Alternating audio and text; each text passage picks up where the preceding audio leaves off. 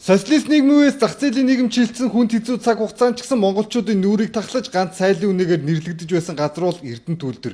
Гэвч ерөнхий сайд асан Баярын засгийн газрын үе түүний найз Just Group-ийн ерөнхийлөгч асан Батгүй Стандарт банкнд Эрдэнэ төлдрийн 51% барьцаан тавьсан байдаг. Уг нь энэ хэрэг аль эртнээс хойш яригдж байсан ч Стандарт банкнаас зээлийн төлбөрөө нэхээгүй учраас төдийлөн ойшоодоггүй байлаа. Харин олон улсын шүүхийн байгууллага Стандарт банкны талд шийдвэр гаргаснаар хэргийн гол эзэд болох компаниа дампууруулад явсан Justын Батгүй тухайн үед ерөнхий сайд байсан Санжийн Баяр нараас хариуцлага нэхэж эхлээд байна.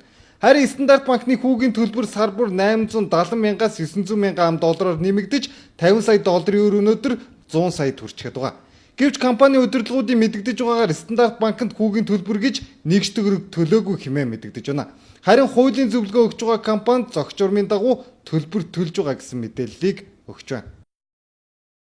Өнөөдрийг хүртэл Эрдэнэ төлбөр Стандарт банкнд $1 төлөөгүй. Огт төлбөр хийгээгүй. Тэр Эрдэнэ төлбөр баталгаа гаргаагүй гэдэг л асуудал арбитрийн шүүхтэр явж байгаа шүү дээ.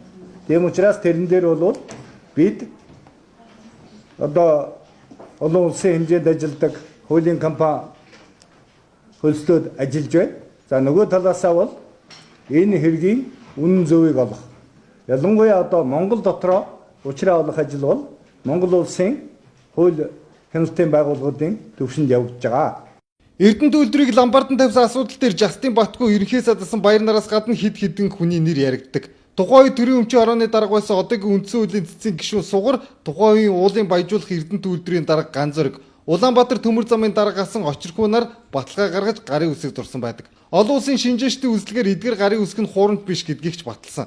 Тэгвэл гарын үсэг зурсан нэр бүхий төрийн өндөр албан тушаалтнууд ч гэсэн хариуцлага тооцох шаардлага байгаа нь эндээс харагдаж байна.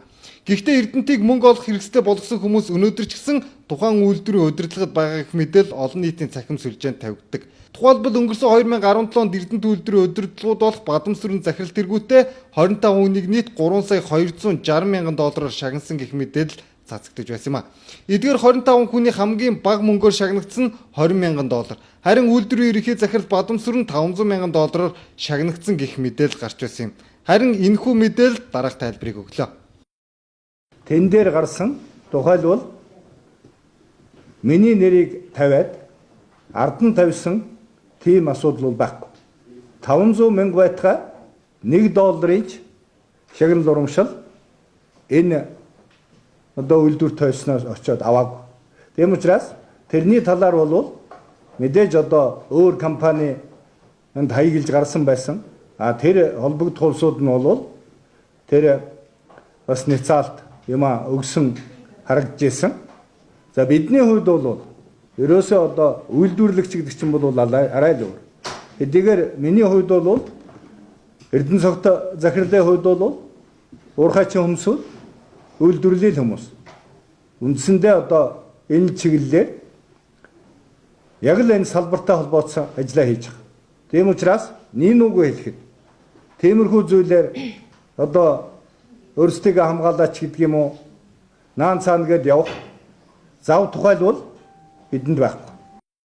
Ямар ч тач Эрдэнэ төлдрийн удирдлагууд нийт $3 сая гаруй $-аар шагнагдсан гэх энэ асуудлыг өөрсдөө эрс эсэргүүцэж байна. Уг нь Mongolian Copper Corporation-ы албан бланкн дээр маш нууц гэсэн ангиллаар гаргасан энэхүү жагсаалтыг хуурамчаар үлдэж хүмүүсийг гүтгсэн бол тухайн этгээдийг нь олж илрүүлэх ёстой баймаар. Харин гүтгүүлсэн гэж үзэж байгаа бол Эрдэнэ төлдрийн удирдлагууд шүүхэд гомдол гарах учиртай. Гэвч өнөөдрийг хүртэл ямар ч үйлдэл хийгээгүй хэрнээ нэгж төгрөгийн шагнал урамшуул аваагүй гэсэн тайлбарыг ийхүү хийлээ. Мэдээ Эрдэнэ.